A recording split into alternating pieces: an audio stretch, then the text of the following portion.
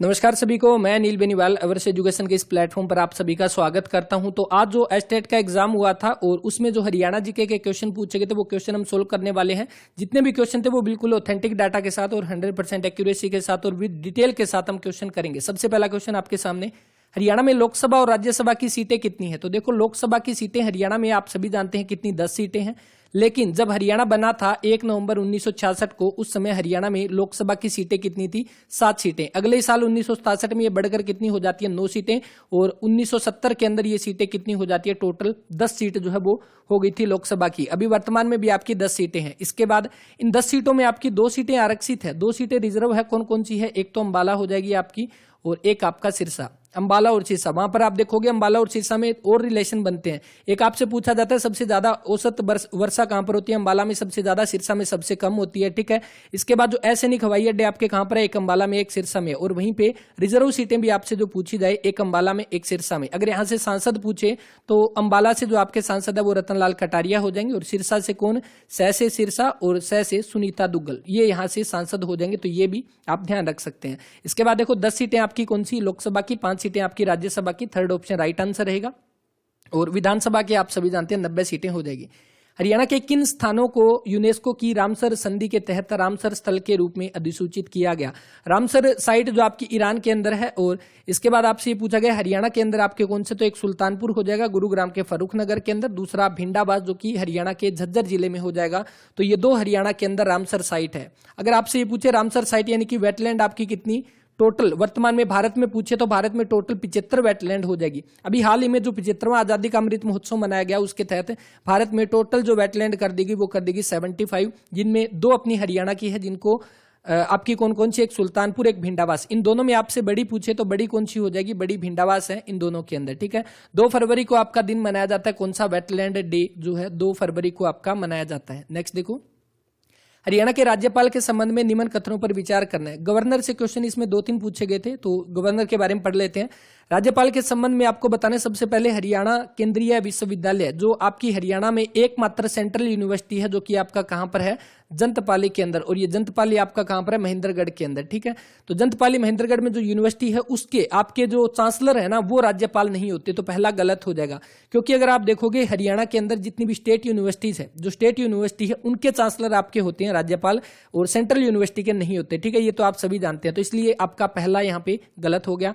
दूसरा यहाँ पर दिया गया, वह राज्य के किसी भी लाभ के पद को धारण कर सकते हैं। तो ये भी गलत हो जाएगा।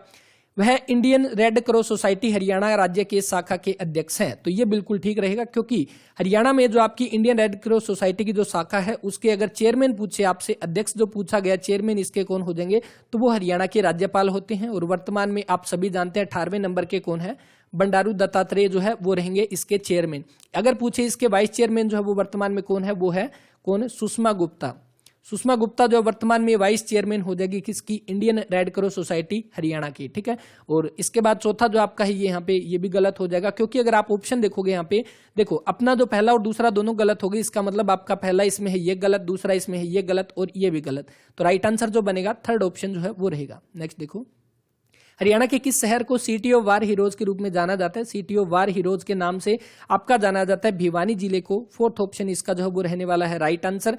अगर देखें तो भिवानी जो आपका जिला बना था, पहली बात 1 नवंबर 1966 को जब हरियाणा बना तब इसके 7 जिले थे। ठीक है। वो तो आप सभी जानते हैं। इसके बाद जो सबसे पहली बार जो जिला बना वो कौन बना? वो बना 22 दिसंबर 1972 को। 22 दिसंबर 1972 को आपके जो जिले बने वो बने BS, उसके बाद KS। ठीक है। BS KS यानी कि B से आपका बना भिवानी, S से सोनीपत। भिवानी और सोनीपत ये 2 जिले बने थे 22 दिसंबर 1972 को। अगर देखें अगला कुरुक्षेत्र कब बना था, तो देखो 22 में 1 जोड़ दो 23, दिसंबर में 1 जोड़ दो यानी दिसंबर के बाद आता है जनवरी, और 1972 के बाद 73। तो ये आपका बना था कुरुक्षेत्र। ठीक है। उसके बाद 1975 में आपका बन गया सिरसा। तो इसका जो बनेगा भिवानी इसका राइट आंसर। भिवानी को सिटी ऑफ वार हीरोज के नाम से जाना जाता है। मंदिरों का शहर भी इसको बोलते हैं, मंदिरों का शहर बोलते हैं। और मंदिर अधिक है इसीलिए इसको क्या बोलते हैं? छोटी काशी के रूप में इसको जाना जाता है। छोटी काशी के रूप में भी इसको जाना जाता है। मिनी क्यूबा भी इसको बोलते हैं, मिनी क्यूबा, या बॉक्सिंग का पावर हाउस भी बोला जाता है, क्योंकि भिवानी बॉक्सिंग क्लब जो आपका वो कहां पर है? वो भी भिवानी के अंदर हो जाएगा। तो अपना राइट आंसर फोर्थ ऑप्शन जो है वो बनेगा। नेक्स्ट देखो, भिवानी की आरक्षित सीट कौन सी है? भवानी खेड़ा इसकी आरक्षित सीट रहेगी। और इसके अलावा कौन सा दिया गया? ठीक है।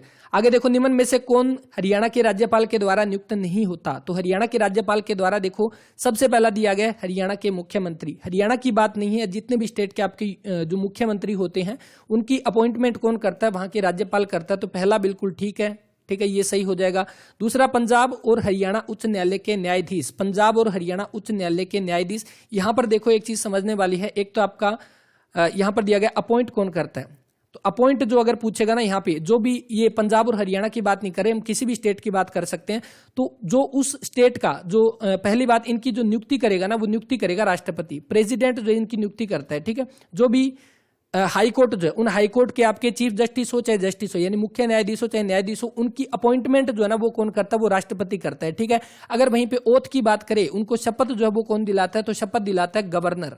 गवर्नर जो वो शपथ दिलाता है किनको? जो आपके मुख्य न्यायाधीश होते हैं। जैसे पंजाब और हरियाणा उच्च न्यायालय के जो मुख्य न्यायाधीश अभी वर्तमान में है वो कौन है? रविशंकर झा है ना। रविशंकर झा कौन से नंबर के? 35वें नंबर के।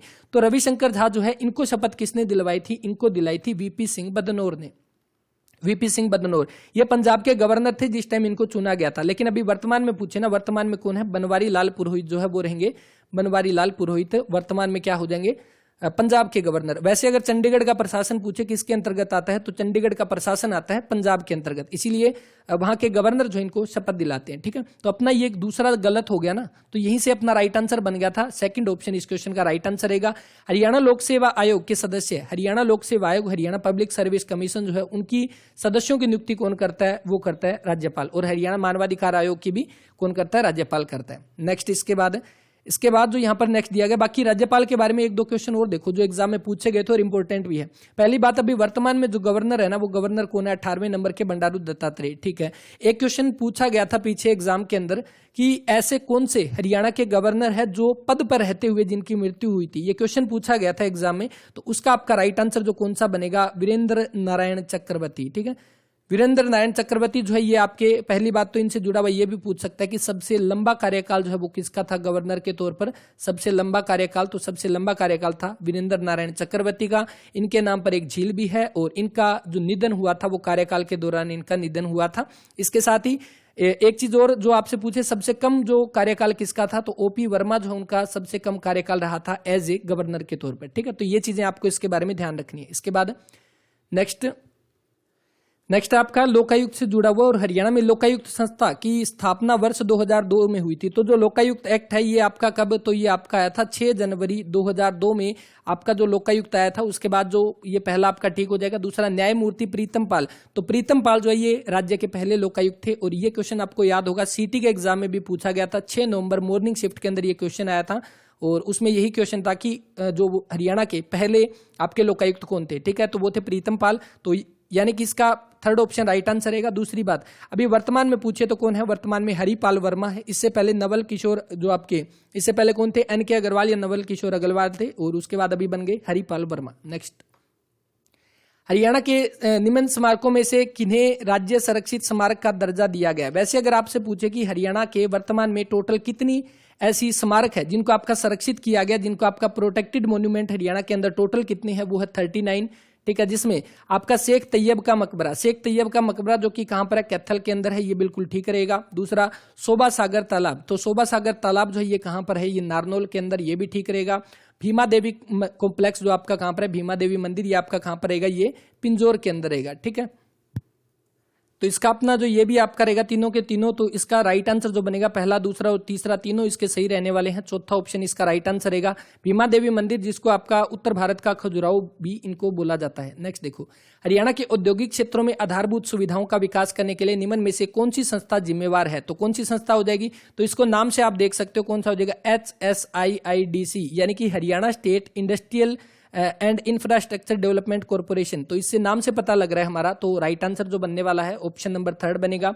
HSIIDC की अगर पूछे, इसकी स्थापना जो है वो कब होती है? 8 मार्च 1967 को इसकी स्थापना होती है। वर्तमान में इसके चेयरमैन पूछे कौन हो जाएंगे? तो वी उमाशंकर जो है इसके वर्तमान में चेयरमैन हो जाएंगे, ठीक है। तो ये चीज आपको इसके बारे में ध्यान रखनी है। हेडक्वार्टर कहां पर? चंडीगढ़ में रहेगा। हार्ट्रोन के बारे में कमेंट करके बता देना, इससे जुड़े हुए जो भी क्वेश्चन आप सभी को पता है कहां पर रहेगा, फुल फॉर्म क्या है इसकी, वो क्वेश्चन आप सभी के लिए।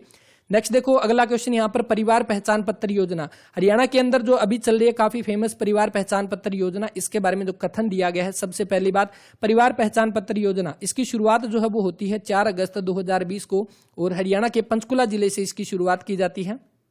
पंचकुला जिले से इसमें दिया गया यह योजना परिवार को एक इकाई के रूप में चिन्हित करती है और यह हरियाणा के समस्त परिवारों का एक विश्वसनीय सामाजिक आर्थिक डेटाबेस तैयार करिए। बिल्कुल ठीक है ये चीजें, ठीक है। अगला, प्रत्येक परिवार के एक 8 अंकों का विलक्षण परिवार पहचान पत्र, यानी कि एक आपका जो परिवार पहचान पत्र है उसमें आप देखोगे 8 डिजिट का नंबर है, जिसमें आपका पहला आपका नंबर होता है, उसके बाद 3 लेटर है, उसके बाद 4 आपके नंबर होते हैं। तो टोटल 8 डिजिट का एक परिवार पहचान पत्र यानी कि एक आईडी दी जाती है। परिवार पहचान जो डेटाबेस में उपलब्ध डेटा का उपयोग विभिन्न कल्याणकारी योजनाओं में स्वतः चयन हेतु किया जाएगा ताकि परिवारों को स्वयं योजनाओं के लिए आवेदन करने की आवश्यकता नहीं होगी।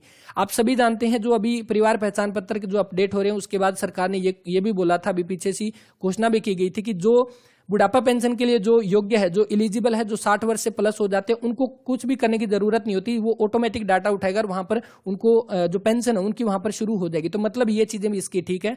तो इसका जो राइट आंसर रहेगा, तीनों के तीनों ठीक रहेंगे, 4th ऑप्शन इसका राइट आंसर रहेगा। नेक्स्ट, राज्यपाल से जुड़ा हुआ एक और क्वेश्चन आपके सामने दिया गया है और इसमें यह दिया गया है कि हरियाणा के निम्न राज्यपालों में से कौन सा एक नौकरशाह था। नौकरशाह का मतलब एक सिविल सर्वेंट जो है वो रह चुके हैं। राइट आंसर मुजफ्फर हुसैन बरनी, ऑप्शन नंबर फर्स्ट जो इस क्वेश्चन का राइट आंसर रहेगा। ये उड़ीसा कैडर से IAS ऑफिसर भी रह चुके हैं, ठीक है। तो ये आपको ध्यान रखना है। अब आपने एक चीज देखा होगा, राज्यपाल से जुड़े हुए एक क्वेश्चन पहले भी आया था, जैसे एक नया क्वेश्चन आपने देखा कि किसकी कार्यकाल के दौरान मृत्यु हुई थी, दूसरा आपके सामने है कि एक नौकरशाह था, तो वो आपके कौन हो जाएंगे, मुजफ्फर हुसैन बरनी। राइट आंसर जो बनने वाला है ऑप्शन नंबर फर्स्ट बनेगा। इसके साथ ही अगर आपसे पूछे गवर्नर के आर्टिकल, गवर्नर, तो जो एक गवर्नर के बारे में जो आर्टिकल है वो कौन सा होता है, तो वो आपका होता है आर्टिकल 153, ठीक है। आपको प्रेसिडेंट का पता होगा ना, राष्ट्रपति का आर्टिकल कितना होता है, राष्ट्रपति का आर्टिकल होता है 52 होता है ना, 52। तो अगर राज्यपाल का पूछे ना तो राज्यपाल का, तो इसी से जुड़ा हुआ आप याद रख सकते हो राज्यपाल का। जैसे राष्ट्रपति आपका देश का संवैधानिक प्रमुख होता है, उसी तरह से राज्यपाल आपका राज्य का संवैधानिक प्रमुख होता है, ठीक है।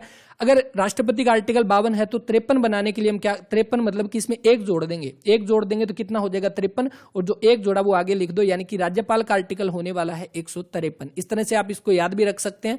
तो ये थे आपके हरियाणा जीके के क्वेश्चन। उम्मीद करता हूं आपको क्लास अच्छी लगी होगी। क्लास के बारे में अपना रिव्यू जरूर दें।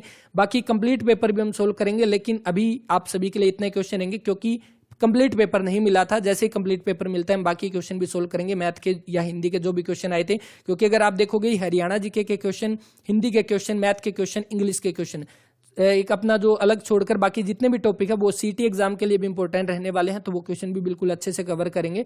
तो बस इस वीडियो में इतना ही, मिलते हैं नेक्स्ट वीडियो में। तब तक के लिए अपना ख्याल रखें, पढ़ते रहें। धन्यवाद।